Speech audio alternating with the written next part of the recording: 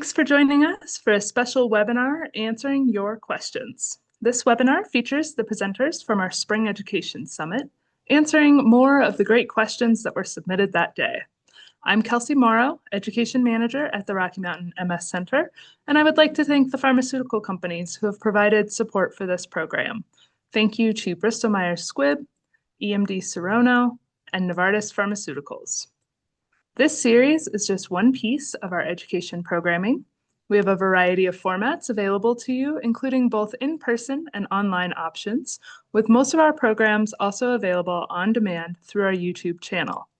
Today's questions were submitted at our Spring Education Summit, which is fully archived on YouTube. The topics covered were understanding MS progression, brain volume in MS, weighing the risks and benefits of medication, and what's new in MS research. Plus, there were 2 Q&A sessions that day as well. If you like this Q&A format, please check out the series called Conversations on MS, which is a 90-minute town hall style Q&A with the MS specialist neurologist from the Rocky Mountain MS Center at University of Colorado, and includes a clickable index of topics.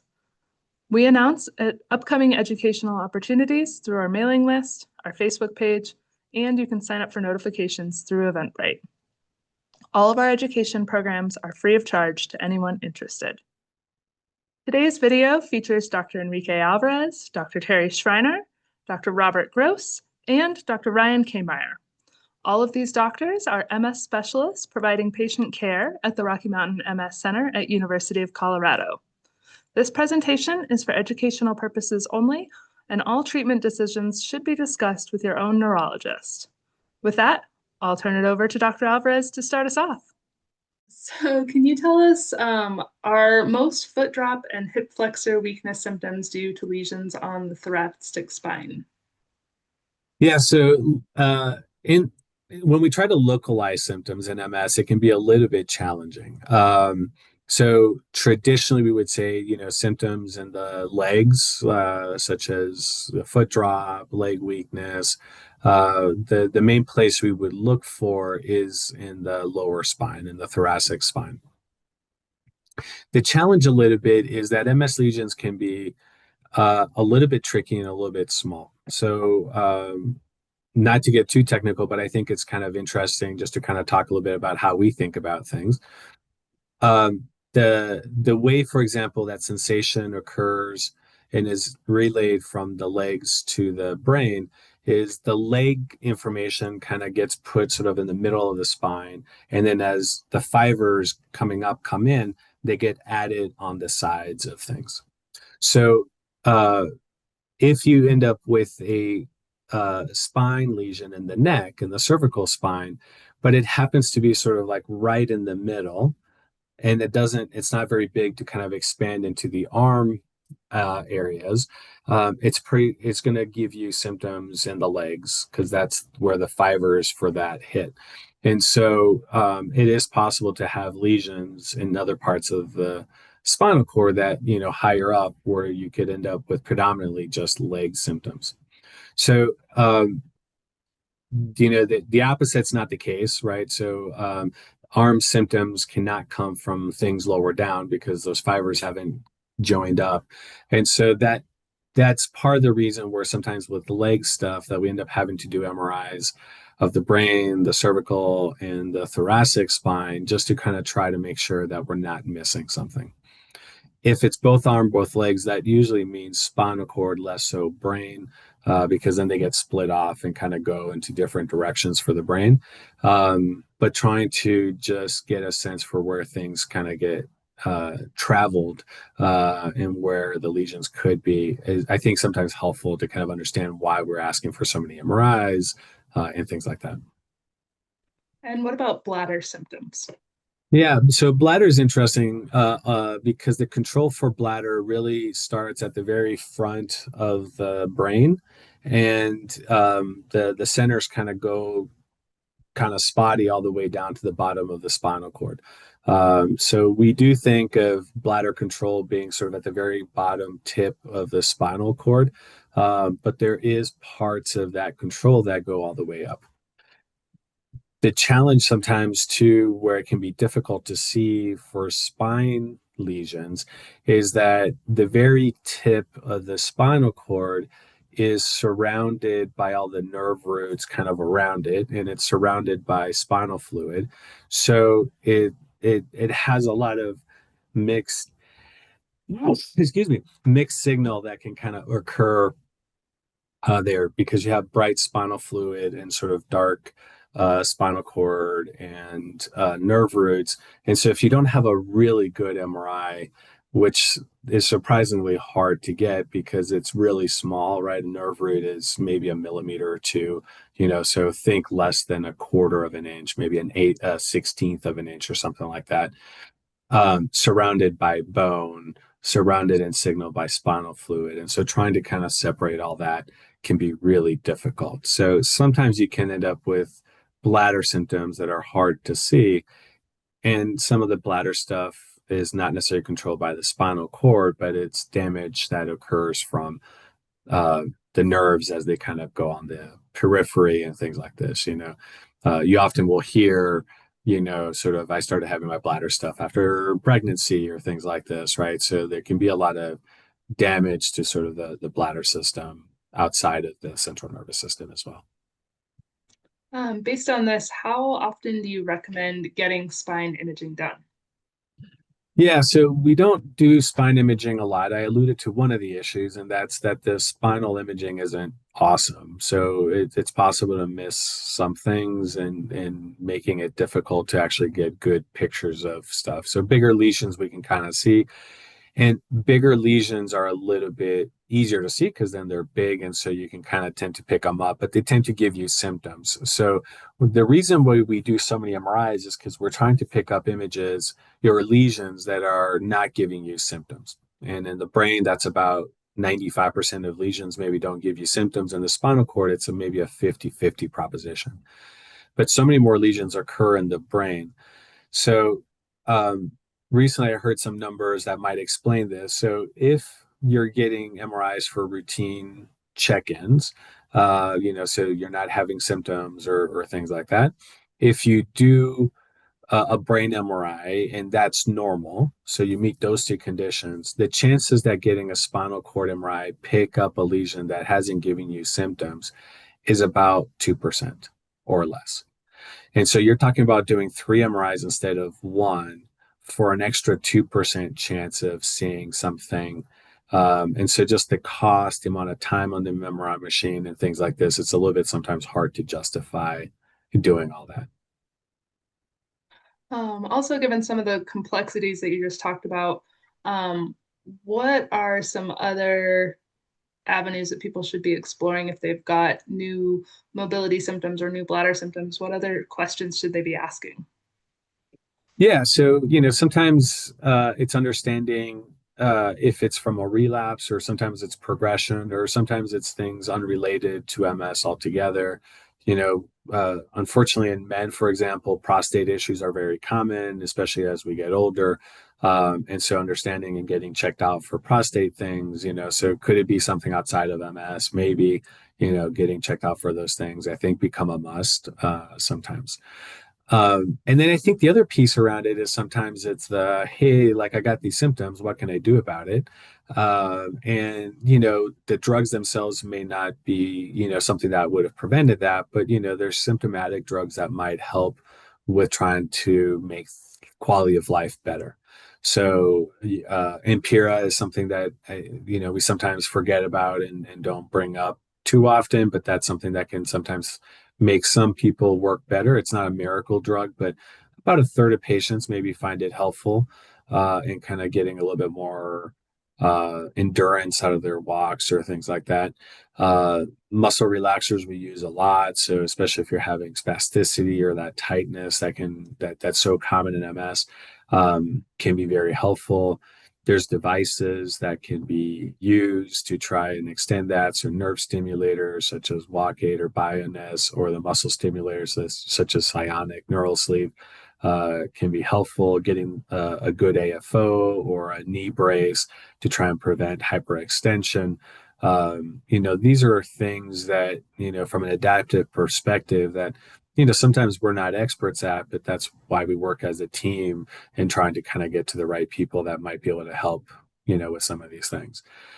Same thing with the bladder is just getting people to talk to urology, and there's more things like bladder stimulators and things like this that I know very little about. So getting people to the experts, I think, is important. And you brought up spasticity. Why does painful spasticity occur in the hands, and what can be done if muscle relaxers and anti-inflammatory medications don't help? Yeah, so spasticity occurs wherever damage has happened. And so, especially in the spinal cord, it's very common to kind of see that, or even, after strokes or things like this that might affect the brain as well. So, uh, there's something about how the nerves rearrange themselves that you end up with this extra tightness associated with it. So predominantly, we tend to see it a lot more in legs because leg weakness is much more common than hand weakness, but we can definitely see it in the hands. And we're much more aware a lot of times of our hands and our feet, so you can kind of see it sometimes there. But sometimes, if predominantly the damage was to a hand or something like that, then that's where the damage part would occur to it.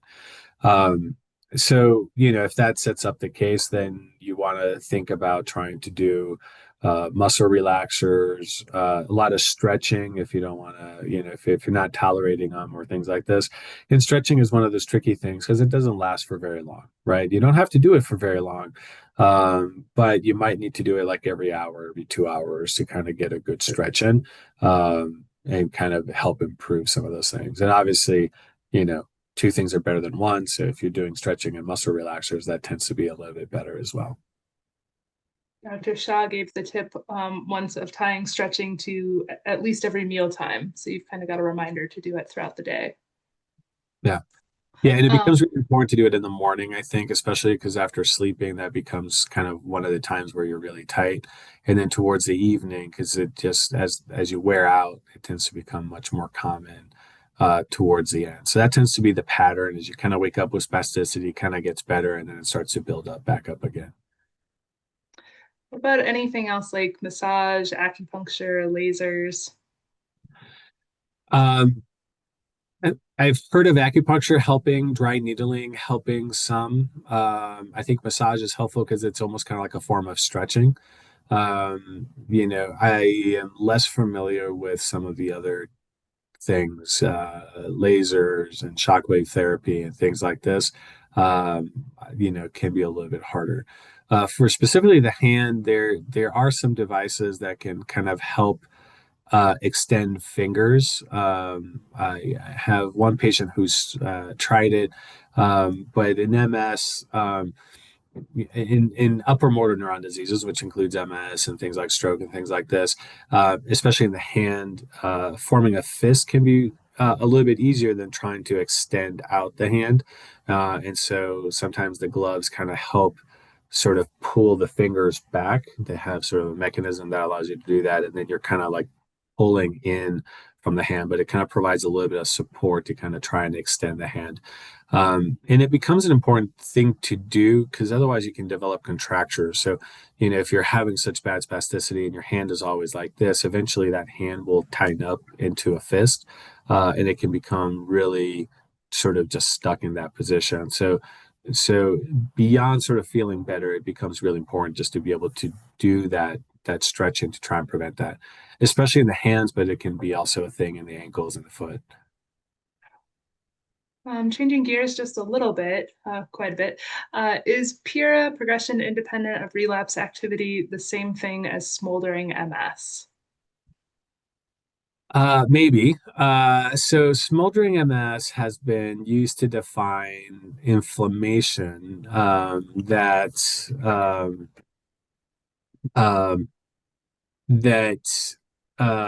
is not quite the inflammation that we see for a relapse, but that is associated with more of a slow process that might be seen in progression. Progression can maybe also include a degenerative component. So, smoldering MS might be part of the progression that we tend to see.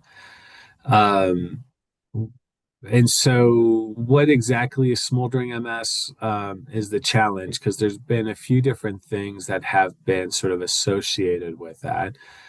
In the past and during the Ed Summit, we talked about pearls or these lesions that are associated with paramagnetic rim lesions, but things like slowly evolving lesions are probably different things associated with smoldering MS. Now, these things lead to disability, and that process is progression.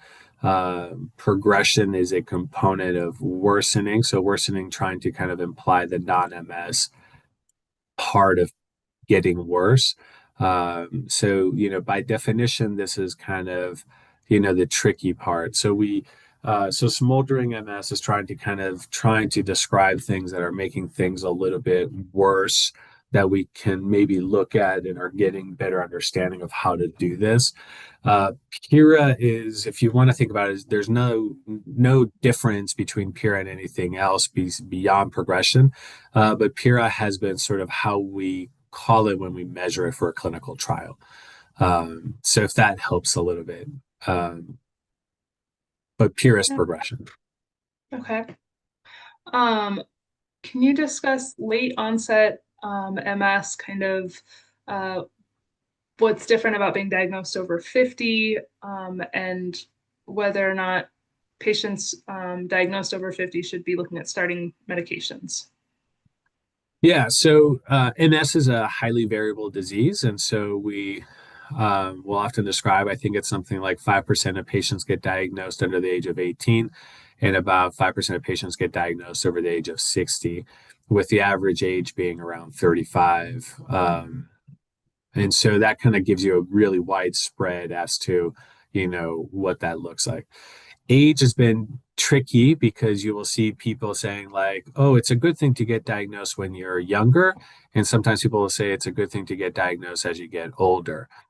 The difference there is entirely about perspective and how you ask the question. So if you say, "What will you look like in 5 years?" If you're getting diagnosed at the age of 18 and you're looking at being, 23, it would be, you know, when you're younger, you tend to recover from disease better. Uh, and so, in that situation, it might be better for the 18-year-old than it might be for somebody who's getting diagnosed later, where recovery, you're closer to having used up some of that reserve already, can make it really difficult. If you ask the question instead, how will you look when you're 60 years old? Well, if you're getting diagnosed at age 55, you don't have a lot of time to accumulate stuff. So, that's a better way. If you're diagnosed at 18, you have a lot of decades to accumulate disability. So by the time you hit, that age of 60, you can be really disabled by that point. So I personally think that being diagnosed later is a good thing. Fewer years of dealing with us, fewer years of drugs and things like this. So, I would take that. Um, the other component to this, as far as starting medication, is this: how long have you been stable? So it's very different to kind of recommend for somebody who is 55 and just got diagnosed at 55, don't start treatment because you're 55 versus if you are, for example, diagnosed at age 20 and now you're 50 and you've been stable for 20 years.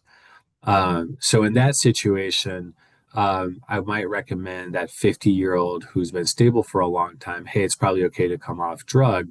But for that patient that's newly getting diagnosed, I want to have some years of stability. And again, it could be that there's still a chunk of people getting diagnosed when they're 60 or 65 that fall in sort of that other tail. So there's a few things beyond age. We concentrate on age because it's easy to talk about, but the length of disease duration, the stability of being stable becomes, an important factor in that discussion as well. Um, what about folks who were diagnosed midlife? What do we know about MS as they age? Um, are there special considerations for switching medications or expectations as someone ages with MS? Yeah, so after you've been stable for a long time, and you're starting to age out, you might be able to stop treatment, as we were just talking about. I think the other piece that happens as we get older is we tend to accumulate disability. So, as disability accumulates, your body's first line of defense often becomes, which is probably their most important defense against infections, becomes breached, if you want to think about it. So, bladder function is a good one, right? If you're starting to have a urinary tract infection and you empty your bladder out really well, it's hard to accumulate an infection. You're just going to get rid of that infected urine, and you can kind of flush it out, if you will. The challenge becomes, if you're retaining urine, then that's going to feed the next urine, it's going to feed the next urine, and so it has a chance to sort of expand and make it worse. So usually if you have bladder dysfunction, you're kind of set up for more risk of infections. So a good indicator for that is disability. And if you're wheelchair bound, needing a walker, it probably indicates that there's going to be damage to some of our natural defenses that allow us to fight things for that. So you're at higher risk. Additionally, as you get older, your immune system is not as good. That's the good is that sometimes means you don't need to be treated for MS because your immune system can attack you as well, but it also can attack those infections. So by staying on the same drug as you get older, you start to kind of lower and lower that immune system because it's already lowered from age. And so then you're trying to balance those things out. And so as you get older, the risk of infections goes up. The benefit of the drugs, because of how helpful they are from an inflammation perspective, goes down because you don't have as much disease activity. And so that balance starts to tilt in the sense of, hey, you may not need drug or you need less of a immunosuppressive drug, something that's a little bit safer to do that. So that's where the stopping versus de-escalating sort of therapy discussion occurs. Do BTK inhibitor drugs have a risk of PML? I would say theoretically they do. The question, as far as I'm aware of, they've not had a case yet. But if you do sort of inhibit those B cells, which is part of the reason they were looked at and developed, theoretically there could be a concern. And we worry a lot about theoreticals in our field, unfortunately. That would not be the biggest risk that I would think about and worry about with these drugs, right? I mean, the number one thing we need to worry about BTK drugs is the liver issues, which are very real when you first start the drug in the first 3 months. There appears to be a signal for issues there, and we need to be very careful about monitoring things once the drugs become approved. What are the risks or benefits of taking Ocrevus or any of the B-cell infusions without the solumedrol? Yeah, so Solu-Medrol is often used as a pre-medication along with Benadryl and Tylenol. So most of the reactions that occur again are related to the stuff that those B cells release. And so with that first infusion, there's a lot of B cells, and therefore they can release a lot of stuff. So I would say at the beginning, it's helpful to probably use a lot of these pre-medications over time, if you're tolerating things well. We've been weaning these off, you know, somewhat on some patients with their risk of like, hey, how willing are you to potentially have an infusion reaction? And if they're okay with that, then we do the infusions faster. We try to eliminate the pre-medications and that kind of stuff. It's a little bit of a concern for patients who are diabetics or pre-diabetic because it can increase your sugar. So in a couple of patients that have bad diabetes, I try to take the solumedrol off preemptively as well. So I have a number of patients that don't need it. A lot of our providers will try and do this, so we don't stick to it. There's a national shortage of solumedrol right now, so we're doing it probably even more so, and trying to save that solumedrol for people who might need it more, for example. Yeah. And how long can you go between infusions of Ocrevus, VMB, or Rituxan? Yeah, this is a tricky question because it depends a little bit on sort of how you are doing as a patient, and where you are at with your MS. I would say from a safety perspective, there's no concern for having to do things. There's no rebound concern. So this becomes a true issue, for example, with natalizumab, where I probably wouldn't go much beyond about 7 weeks. We go anywhere from 4 to 6 weeks. We've tried to go at 8 weeks, and at 8 weeks, we start to see issues. But if you push it and something happens where you can't get infused, then you start to kind of push it a little bit more so. So at least from a safety perspective, from a rebound perspective, that's not a problem. I suspect the question is more around sort of extended dosing and how far can you get away with some of these things. Um, the the data is not great beyond a year, meaning we don't have a lot of patients that infuse less frequently than every 12 months. It looks like for at least up to a year that it looks like a pretty safe thing. Again, I wouldn't necessarily do that up front, but just as the disease becomes more stable, the risk of uh, relapses goes down, I would start to kind of consider that. I would do that especially sooner in patients who are starting to have, some concerns for infections, for low antibody levels, or things like this, where you start to kind of push it out a little bit more so. Um, the There was a trial that we had where patients either got placebo or a dose of rituximab and then went on Copaxone, and it took about 2.5 years for that disease activity to kind of get back to that seen with the placebo uh, benefit to that. So if you're on other drugs, or things like this, which isn't usually the case for this. So I kind of feel comfortable a lot of times going out to 2 years, at least 18 months. But that data is very kind of sparse. Uh, yeah, 9-12 months is a common extended dose interval. And just to um, clarify, what I heard in there also was if for some reason you can't get your infusion right at 6 months from traveling or being sick or something, that shouldn't be a huge stressor for patients. Correct. That's exactly right. So I think that's one of the nice things about B cell depletion is you have a lot of flexibility. A lot of times when we're talking about drugs, you're kind of trying to um, match when the drug levels start to decrease. Here we have the drug levels decreasing, but then you're waiting for those B cells to kind of come back. Even if the B cells start to come back, for some reason in MS, it seems like the drug continues to work within that time period. So it doesn't seem to match up very well with that. So you have a lot of flexibility. Thank you, Dr. Alvarez. With that, we'll turn it back over to Dr. Schreiner, Gross, and Kammeyer. Thank you. So we'll start with question number one. Can you talk about MS lesions versus other brain lesions, and how do you differentiate what can cause non-MS lesions? This is a great question. So lesion is just a non-specific word. We can have lesions, anywhere in our body. You can have a skin lesion, a liver lesion. When we talk about brain lesions, we typically see them when we do our MRIs, and they show up as these bright spots.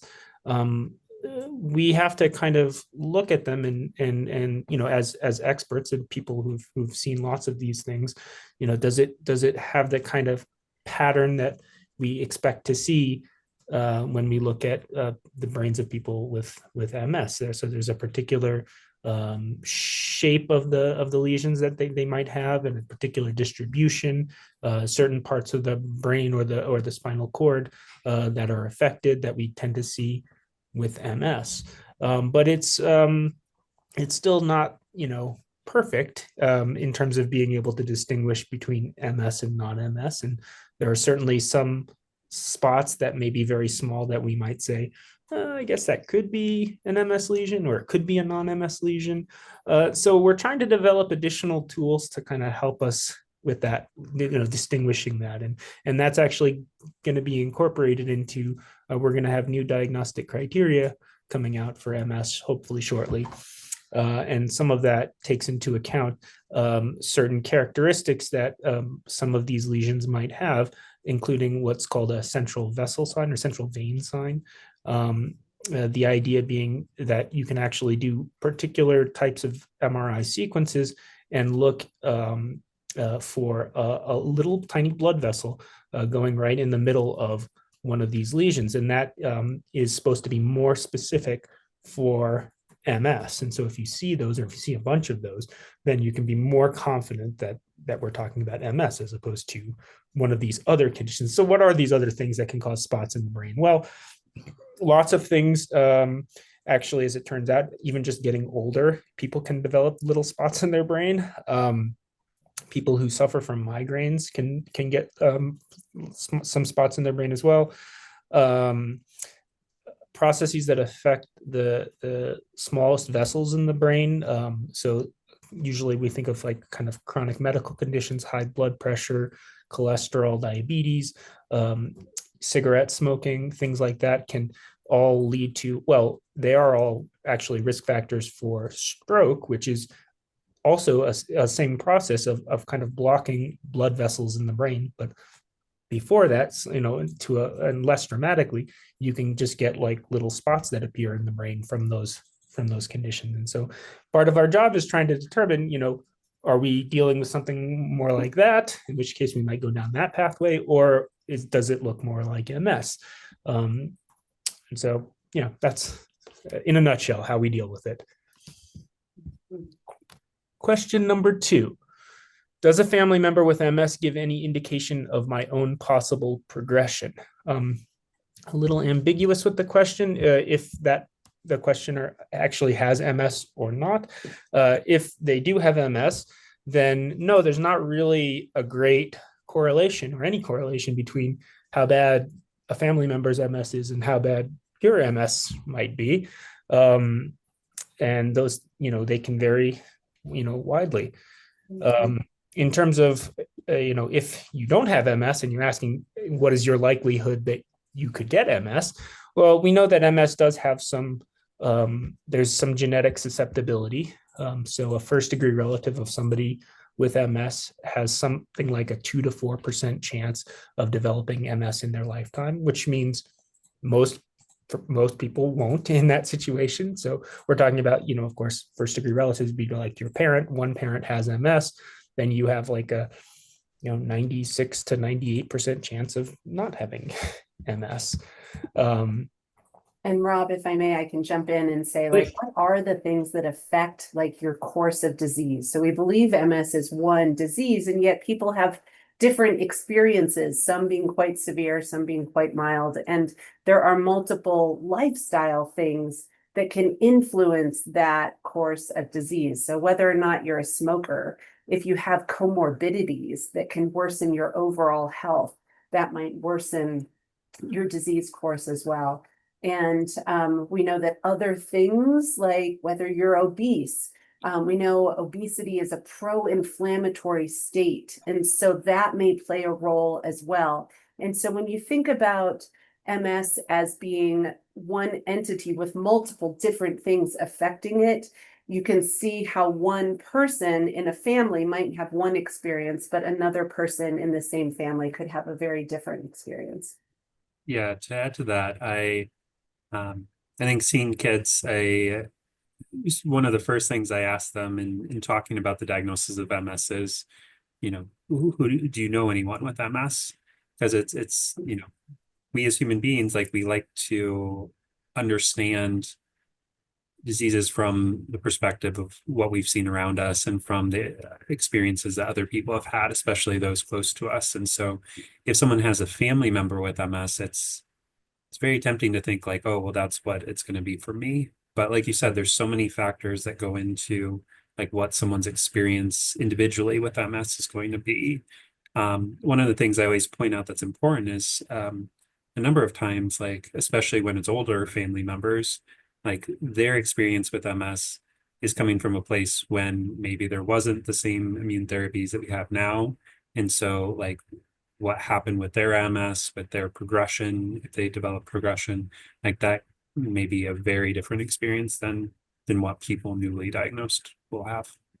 Yeah, it's well said. It's kind of like when people tell me, when I ask about their family history, like, oh yeah, I have grandparents who had heart attacks when they were in their 50s. And, I don't typically delve into that more deeply, but, back in the day, almost everybody smoked cigarettes, often like 2-3 packs a day or whatever. And so, that was almost certainly influencing that generation's risk for cardiovascular events. And so, just, looking at it simply as a genetic predictor is, like you were saying, that, Teri, there's a lot of other factors involved, and especially, early use of disease modifying therapies with people who are diagnosed now.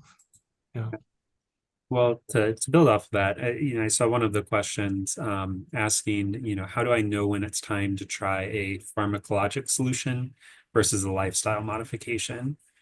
And so, this is a question that comes up a lot. And, what is the best way to help treat my MS? Like, what can I do to protect myself with my MS? In general, we recommend disease modifying therapies for almost everyone with MS, with the exception of if someone was coming in, meeting us for the first time and they were older and their disease hadn't been active for a number of years. We've talked about discontinuation studies on other webinars and education summits. But in general, like, we do recommend an immunotherapy, a disease modifying therapy for people who have MS. We know that lifestyle modifications, so not avoiding smoking, secondhand smoking yourself, having a generally healthy diet, exercising regularly. We know that those are all great things. They decrease the inflammation. They do decrease the risk of relapse. They help decrease the rate of brain atrophy. That was a presentation at the last Ed Summit as well. But that usually doesn't protect you as much as you need protecting. And so we know that with the immune therapies, especially some of the highly effective ones, that these do the best job in combination to help decrease relapses, to protect brain health, to prevent atrophy. I can give some examples. Again, Dr. Schreiner and myself see kids. Like, we often see kids who have like very moderate or severe inflammation on their brain MRIs when they first present. A lot of them are extremely active. Most of them have good diets. They're not smoking. Like, clearly, like, the exercise diet alone didn't protect them against that. And so, without the disease modifying therapies, there's the risk for flares, there's risk for, increased brain atrophy rates, there's risk for subclinical inflammation kind of leading towards progression. So lifestyle modifications are great, and they do support your brain health. They do help with MS. They help with so many other things like related to MS, like fatigue and cognition. Like, they definitely are things that are needed to be implemented together. I do have some patients who, really want to try just lifestyle changes first. If we do that, like, it's a conversation, like, what are the risks of doing that versus starting immune therapy, because there's risk with either side.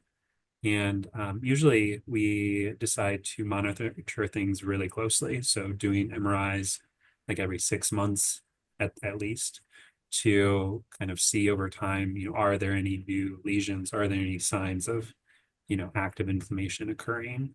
And we usually come to an agreement too, like, if we start seeing new lesions, like, we should start the immune therapy. So I have had some people kind of choose that as kind of their option. And we find ways to make sure that we're monitoring safely if that happens. So I don't know what your experience has been, Dr. Schreiner. Typically, it's not. I was just going to say, typically it's not an either or, right? I mean, I think Dr. Schreiner and I agree, with those things about, about a balanced diet, regular physical activity for sure. But, for most people, that would be, in combination with their immune therapy. You do them both together, and that gives you the best chance at leading a healthy, functional life. Yeah, And I agree. Doing both. Yeah, I can talk a little bit more about diet, because I know there were several questions about diet. And then I'll look to my colleagues to add details as well. So one of the questions is, what is the ideal diet? And it's something I love talking about, but it's also something that is really challenging in some ways to answer, because there are many different diets out there that have been purported to be the MS diet or the anti-inflammatory diet, or, you know, this diet to treat autoimmune disease. And so inherent in any study of diet is the difficulty that the people involved in that study have to be strictly adherent to the diet, which is really hard to do on a human level. And so there are some, I look at all of those studies with just a little bit of a caveat. Was anybody in the study, or was everybody able to sustain the diet over a period of time? And then what was the longest period of time that was achieved? And can we really make any conclusions about how an outcome of that diet may be a result, or may be valid? And so I don't know if there is one diet. There are diets that have been better studied than others, and one is the Mediterranean diet. And the Mediterranean diet includes whole foods, lots of seeds, olive oil, minimal processed foods, minimal meat.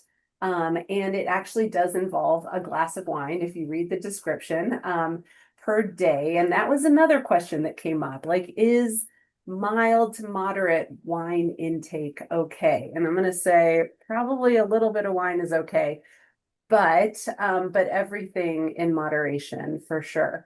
So the Mediterranean diet has good evidence. Some of the more recent diets that have been studied include the keto diet and the intermittent fasting diet. And those were some other questions that came up. And these actually have been studied in MS, at least a little bit, perhaps more keto diet than intermittent fasting. And there seems to be some benefit. Now, it hasn't been tied directly to like relapse prevention, but what the studies have looked at is, do these people feel better? What are the fatigue measures? What about the cognitive, like, self-reports and energy levels and sleep? And those kind of subjective measures have been improved while on the keto diet and with intermittent fasting. The problem with keto diet is that it's kind of hard. It is a strict diet to adhere to that can have some social implications for sure. Dining out on the keto diet is pretty doable, but challenging. And so there may be a moderate, sort of compromise. And this is what I recommend for my patients, which is know where your food came from. Like, be able to list the ingredients, be able to pronounce them, work on hydration, work on increasing vegetable intake, strive for 5 every day. And so this type of like step towards a healthy diet may be the most sustainable and still with benefits overall. And so I'll turn to my colleagues and see if you have additions to that answer. Yeah, no, I think that covered it nicely. I'm always curious how people define moderation in terms of drinking. You heard the one about moderate drinking is drinking less than your doctor. Well, for me, that would be 0. So yeah, right, exactly. I think the more we learn about alcohol, it seems that it's probably not as safe as not that we thought it was particularly safe, but there were a lot of things that came out like in prior decades that suggested that we should all be drinking like a glass of wine a day. And I think a lot of that is getting walked back lately, that it's like, well, actually maybe as humans we probably shouldn't be drinking the alcohol that we are drinking. So not necessarily specific to the MS, but no, yeah, definitely echo what you said about diet, especially some of these restrictive diets that can be really hard for people to sustain. And so yeah, we don't have like a whole lot of like the highest level of evidence to support this or that. I was just looking up about intermittent fasting before we tape this, and it looks like there have been a few small studies. Some ways of intermittently fasting seem to be a little bit more palatable, I guess you would say. Like when you forget how they called it, but it was like timing TRE. which stands for, give me one moment. Yeah, there's some forms where you just don't do it for a period during the day, and then there's Yeah, some that's forms it. where you like don't do it for like a couple days and like a So given it's longer time period. right, the Ramadan type, Mm. time restricted eating. So you're typically not, only taking in calories within like a certain time interval every day. And that seems to be a little bit more easily achieved, I think. But what Dr. Schreiner was saying was true, is that, we've really, we have some evidence to suggest that this might impact things like, how a person feels, maybe their weight. If they're overweight, it'll allow them to lose weight. But a lot of these things, and especially we've got a lot of questions here about, the potential for remyelination. And I'll just point out that we don't really have a great test to measure remyelination. There are some things that we are working on in the research realm, but a lot of these diet studies aren't looking at that specifically. And so when we're talking about, whether this, makes a person feel better, a lot of that is just, we do surveys and we ask people, do you feel, how do you feel now? How do you feel now? And maybe measuring some of the different blood components of things and looking for signs of inflammation and whatnot, but not specifically, myelination or remyelination, because that can be pretty hard to measure still. Yeah. Anything else to add? Well, I was just going back to like the diet and that. Yeah, I agree with like alcohol. I think more and more, my sense is too, like it's kind of redefining what was said in the past on like, oh, you need, a little bit is helpful. And now it's like, well, kind of any amount can be harmful. And so it's always a balance on like, what enjoyment you might get from a drink here or there versus, what the risk is. And we know that with alcohol, I think any amount, like it can increase like the risk for brain atrophy, which we've talked about before. Red wine and, some of its benefits, I think in the end, the resveratrol, which was the compound that was supposed to be really beneficial and like anti-aging in red wine, ended up needing like 100 glasses of red wine a day to get the amount that actually showed effects. So that is definitely outside of moderate, and definitely more than your doctors. But I think diet and exercise in particular is something that there's an opportunity for us to talk or help more with. Like we just did a survey of like a few hundred people with multiple sclerosis and kind of asked what they needed kind of the most help or support or education around. And like over 50% wanted more help with lifestyle modifications and like talking more about exercise or diet and like more specifics about that. So I'm glad that we have this opportunity to talk through some of that. Yeah, for sure. Okay, going back, looks like we skipped over one about pseudo-relapses. There's actually, I know I did a talk earlier that should be recorded on the MS Center website about pseudo-relapses, but essentially the question is asking, do they cause damage? Well, by definition, no, we don't think that they cause damage, and that's kind of how we're trying to distinguish them from relapses or the type of events that we think are associated with new inflammatory damage to the central nervous system. And we think it's useful to distinguish between these two because pseudo-relapses can happen usually in the context of like an infection or increased stress, poor sleep, things like that, where a person will experience kind of their old MS symptoms becoming more prominent. And then when that kind of external provoking factor is removed, then the situation kind of returns to normal.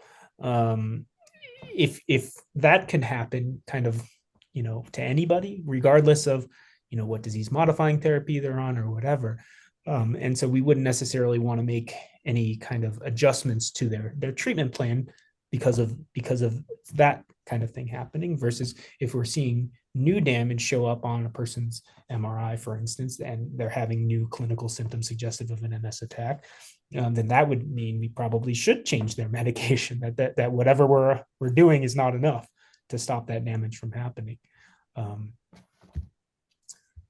Okay.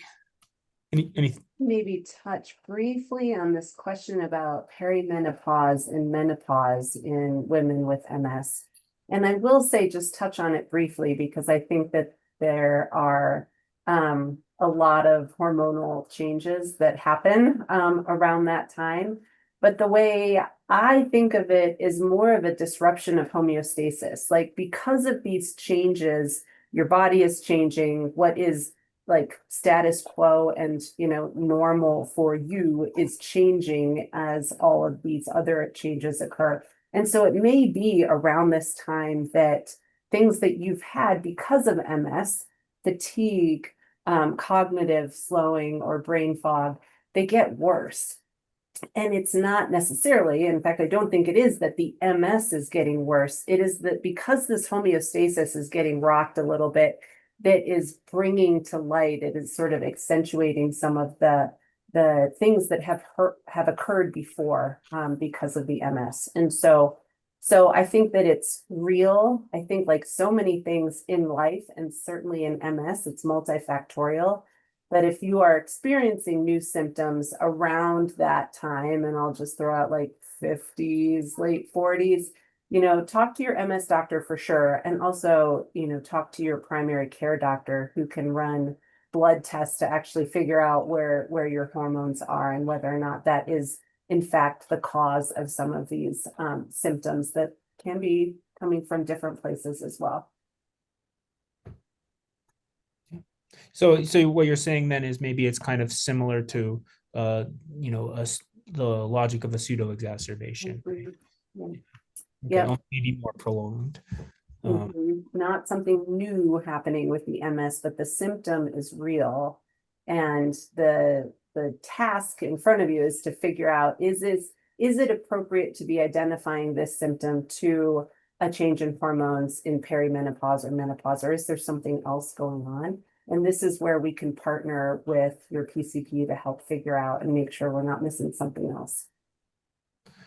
We have a question here about psilocybin, and then I think there's also one later on about ketamine, and I'm going to lump them together because for one, I think we don't really know a whole lot about them, especially like kind of in an MS context. But I know that especially ketamine now is being investigated in you know, a mental health disorder, severe kind of refractory depression and things like that, as a possible treatment. And I think, you know, psilocybin, this is I think the active ingredient, a hallucinogen in like magic mushroom type things. That's also being looked at as a potential treatment for some mental health things. So I don't think we know enough. Certainly we wouldn't be able to, you know, say that it is remyelinative in any way. And so, but perhaps we'll learn in 5 years or 10 years that it does work in that way. But yeah. Yeah, that's what I found too. I hadn't found any evidence for psilocybin for remyelination, kind of in any, like, even animal models. You know, there's been questions on that and like neuroplasticity. And so I think that might be kind of like where that question was brought up. You know, studies are still ongoing with that. And there's other ways to have neuroplasticity, like through physical therapies, occupational therapies, and those things. For ketamine, I agree. It's definitely being used in like depression, pain. Like there's different ways that it's used clinically right now.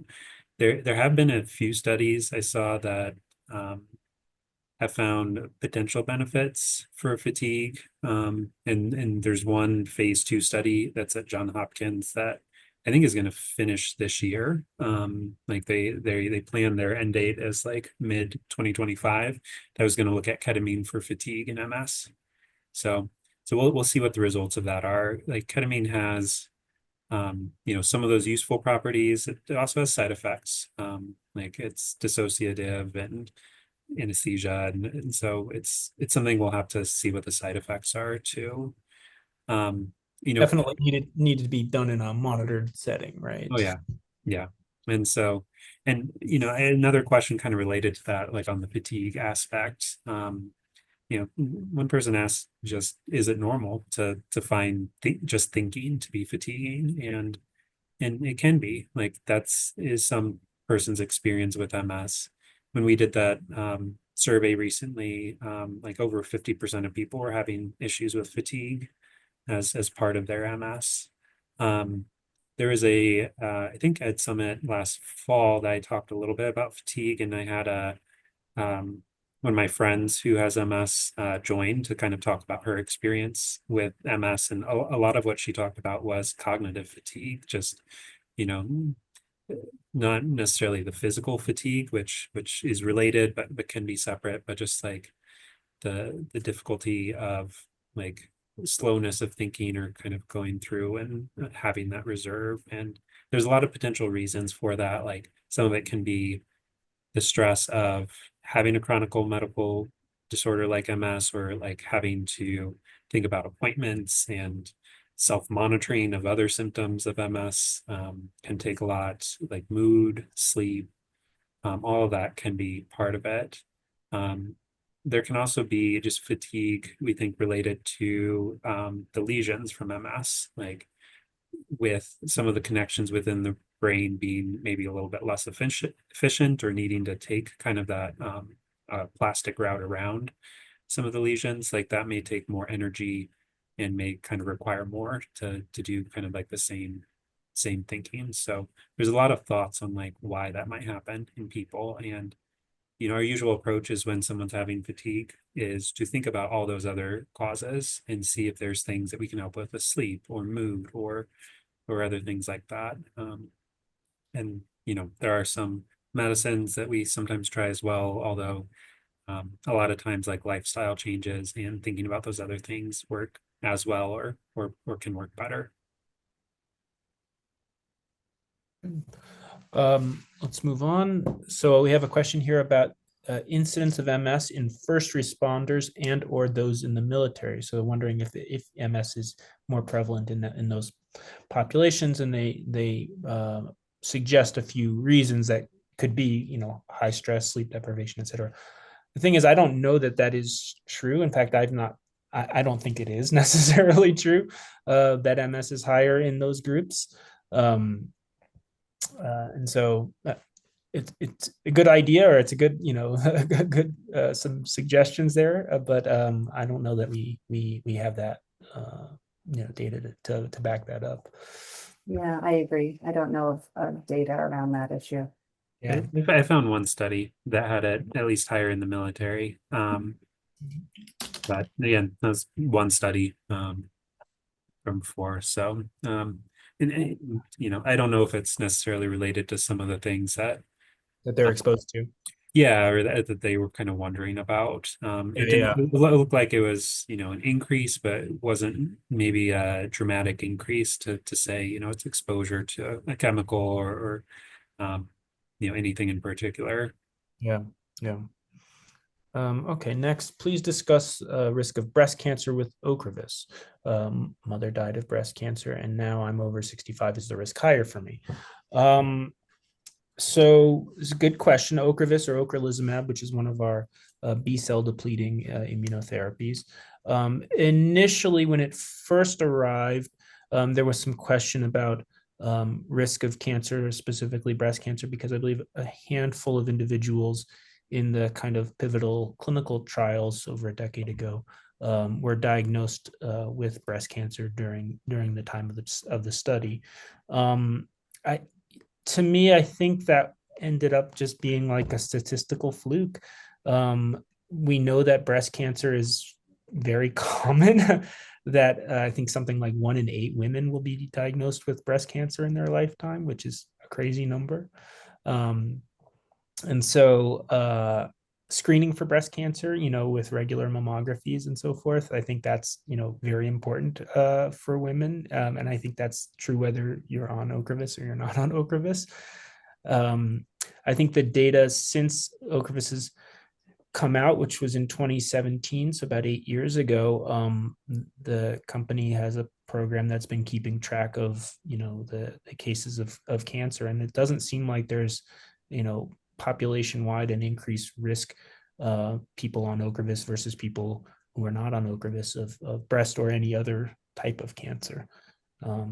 And so, so yeah, I would recommend just kind of, regular cancer screenings as would be age appropriate. Okay, moving on. Should we talk about GLP-1s? Sure. So these are becoming increasingly popular now. These medications, like Wegovy, semaglutide. So these are used to treat diabetes, and they can promote weight loss. And so the question is asking about their possible benefits versus risks in an MS context. And I think, this is an area that is, again, I'll say we don't know enough about. We know that, just people taking them in general, from my experience seeing people who've been on them, including not just patients, but family members and others, it does seem to help with weight loss. They are pretty effective in that respect. There can be some side effects, a lot of potential for like GI discomfort and that kind of thing. I don't think we know whether they have specific benefits to MS, or if their benefits might be mediated by just like improved overall kind of health and decreased weight and so forth. And so, And again, like fat can be pro-inflammatory itself, so there may be some sort of overall benefits to lowering the inflammatory burden. But again, I don't think that we have enough data, and I think there's still a role for disease modifying therapies for sure. We are not anywhere close to saying that one could be used instead of the other. yeah, so when somebody asks me about that in the clinic, I usually refer them to their primary doc and say, I don't have a particular problem with it, but that's a conversation between you guys, and if they think it's appropriate and then they want to prescribe it, then that's fine. Okay, we have a question about vagal nerve stimulation. Okay, so this is a treatment modality that has been used for some time to treat people with epilepsy, so people who have uncontrolled seizures. And now it's being looked at as a possible adjunctive treatment for MS. In fact, we have a study ongoing right now with one of our colleagues, Dr. Bennett, who's looking at not the implanted form of vagal nerve stimulation, but a transauricular, so around the ear version of it, to see if it helps improve symptoms in people with MS. So let me see here. I'll share the flyer for folks who are interested. Okay. So it looks like the study is ongoing, 6-month time commitment, 3 times a week study visits in the first month, followed by single follow-up visits at months 2, 3, and 6. And here's the contact information down at the bottom if you are interested in that.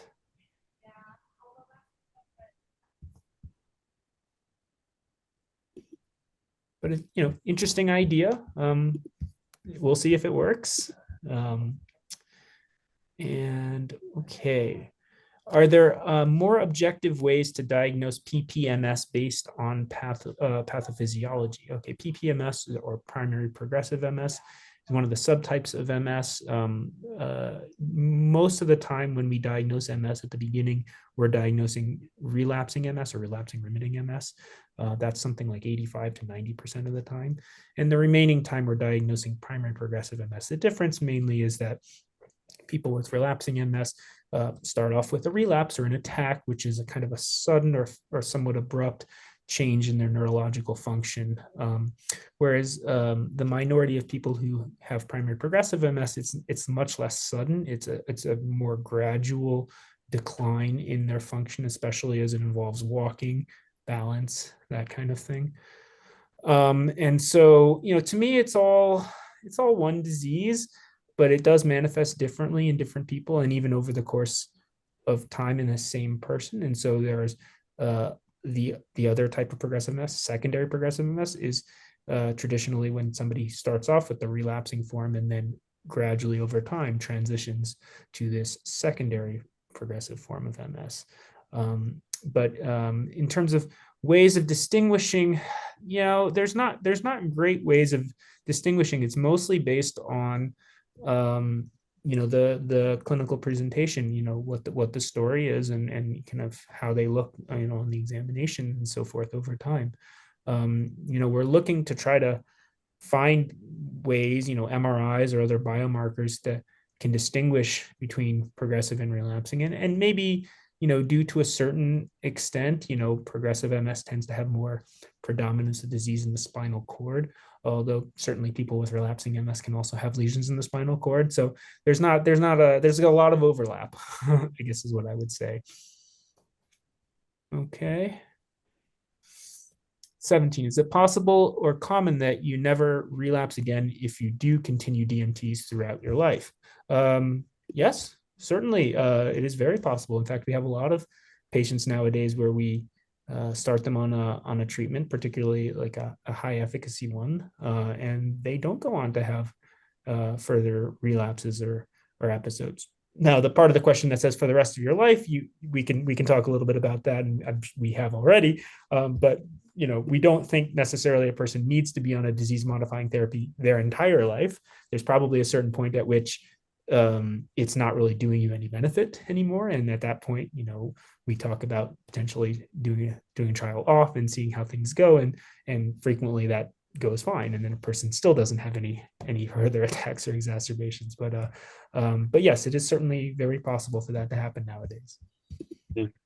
I think similar to that, someone had asked about the comparing rituximab and ocrelizumab and like their effectiveness, and they're very similar in their effectiveness. And in practice, if we're trying to put someone on one of the anti-CD20 therapies, we'll go with kind of what insurance allows us to, and be happy with that if we're able to get one of those. I think personally, of all my patients on rituximab or ocrelizumab or anti-CD20 therapies, I think I only have one that I can think of who had flares after they had started these and had really gone into it. And I think, most of us have like one to a few people that we can think of who have maybe had those. The B-cell therapies, so at the current time, that includes rituximab, ocrelizumab or Ocrevus, ublituximab or Briumvi. Those are the three that are all IV. And then the other one is Kesimpta or ofatumumab. That's a subcutaneous injection. To me, they're pretty interchangeable in terms of their effectiveness, which is to say they're all very effective. And yeah, it does often just come down to, little things like, which is going to be the most accessible, insurance wise, or if you've tried one and maybe had an adverse reaction to it, maybe we try a different one and it works out a little bit better, that kind of thing. I think the one difference, and Dr. Gross, I'm not sure if you practice this way too. I guess if someone has progressive disease, then I might be more likely to go towards ocrelizumab, just because the trial included and kind of looked at that, so you can get more specifics. But in theory, they should be very similar in that regard. And I don't know if you wanted to say more about that, because I think overall you probably see or have seen more progressive patients than Dr. Schreiner or myself. Yeah, that's a tough question. There may be, and I think, we've got studies that are looking at this now, a slight benefit in terms of dosing these anti-CD20 therapy, the amount of B-cell blockade that you get, and how frequently in the dose and so forth, and that could differ between these things. But I would think more so between the 3 IV forms and the subcutaneous version, which is at a much different dose than the IV. They're all different dosages and they're all slight differences, chemically. But you're right that, Ocrevus is the only one that has had an actual study in primary progressive MS, and that did show some benefit in terms of modest, but some benefit in terms of delayed progression.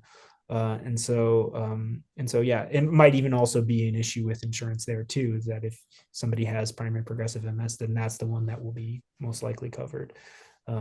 But yeah, I don't know how different they are from one another. Okay.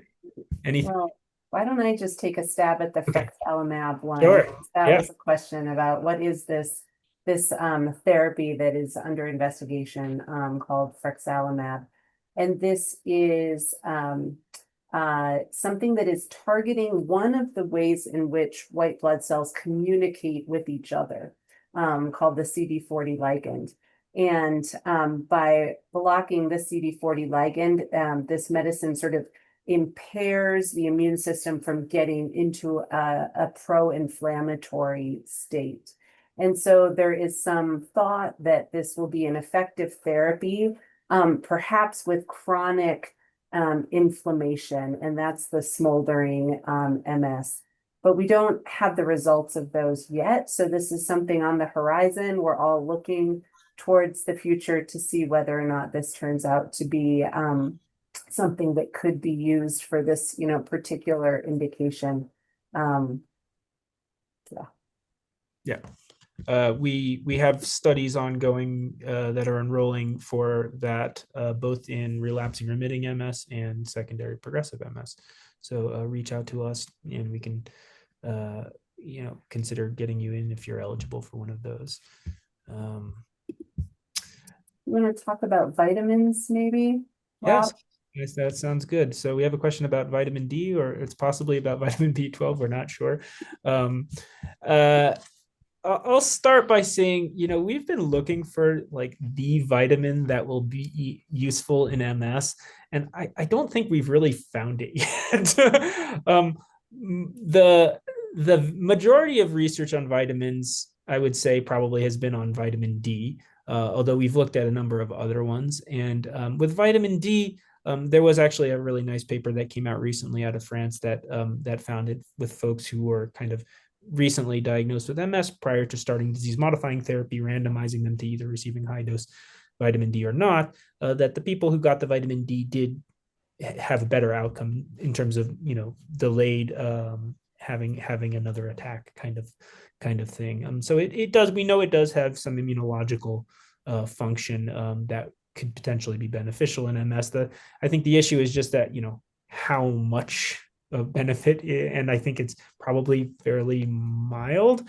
I don't think it's as beneficial as something like, say, Ocrevus or one of the highly effective immunotherapies. So I don't think taking it by itself is likely to be enough for the most people. And so yeah, I usually recommend it as kind of if you're going to take a vitamin or a supplement, that's the one that has got the most evidence behind it, kind of thing. Vitamin B12 is a vitamin you might hear about. Vitamin B12 deficiency is something that has been linked to different symptoms, including neurological symptoms, some of which can potentially mimic MS, but not necessarily. Having low vitamin B12 doesn't necessarily predispose a person to getting MS, and we don't necessarily think that supplementing with B12 improves a person's MS per se. I would say that if somebody does have low vitamin B12, then certainly taking a B12 supplement makes sense. There are conditions where a person can't properly absorb, an autoimmune condition that a person can't properly absorb vitamin B12. And so that might, also lead to low vitamin B12 and that kind of thing. But yeah, so we're still trying to find the kind of the vitamin or mineral or supplement that'll really help folks with MS, especially, as a lot of you have questions about remyelination. That would be really great if we could find something like that. Mm-hmm. And as we run out of time here, I wonder, Dr. Kammeyer, if you want to take this question about Lermite sign. Oh, sure. So I think it was just asking what is causing Lermites and how can you get rid of it? And so this is a great question. Like Lermites, for people who haven't heard that term before, or is kind of, especially with like bending of the neck, having like this electrical kind of shooting sensation that might kind of travel downward or kind of travel on that location. And we think it happens especially when there is a lesion So some demyelination that's happening in the spinal cord, like in the area of the neck. And, those nerves are not necessarily firing in the same way. The signals aren't being conducted kind of in the same way. And when you move your neck, you're actually causing a little bit of traction or a little bit of stretching kind of on those nerves. And so that causes them to misfire. And that can cause those kind of abnormal sensations. So for some people, like it may show up just when they've had an attack recently and like that was a new lesion, and so over time like that might decrease. I've seen some people where it sticks around and it's something that they kind of continue to notice even after they've maybe recovered other ways from that flare. There are things that we can do to try to help with it. So there are different medications for like nerve pains, neuropathic pains that are sometimes helpful. So I've tried that for some of my patients, and it'd be helpful. I'm not sure, Dr. Schreiner, Dr. Gross, if you've kind of found other things, but those are some of the things I know that have worked the most for my patients. I would second that. I also think a tincture of time is really helpful, as this tends to at least soften some of those intense vibratory sensations can be muted over time and occasionally dissipate. But of course, that's really hard to bank on when you're the one experiencing the unpleasant sensation. Real quick, we have a couple questions from kind of family members of people with MS, and kind of, what's the best way of dealing with their family members' MS. I think, there's definitely a role for you to kind of support your family member, encouraging them to, check in with their MS provider, and especially if they're somebody who may be like older or like have more limited mobility or something like that, making sure that they have like all the resources they need at home, somebody to help them if they need it with like, cooking and pills and things like that. Is this a situation where the person may be better off not living at home anymore if their condition is more advanced? Things like that, being around, being part of that conversation and helping the person come to a good decision about that can be of help too. You don't necessarily need to weigh in on all the nitty gritties about like specific medications. You can hopefully leave that to the patient and their doctor, because that's what we're here for. But yeah, being there for support, I think, can be very, very helpful. Even if you're not necessarily there, like in person, you live in a different part of the country or whatever, but being available, by Zoom or whatever, so that the person knows that they have some backup. Thank you for your time, doctors, and thank you to our viewers for all of your questions. Please make sure that you're signed up for our mailing list in order to receive notifications about upcoming education programming. Thank you.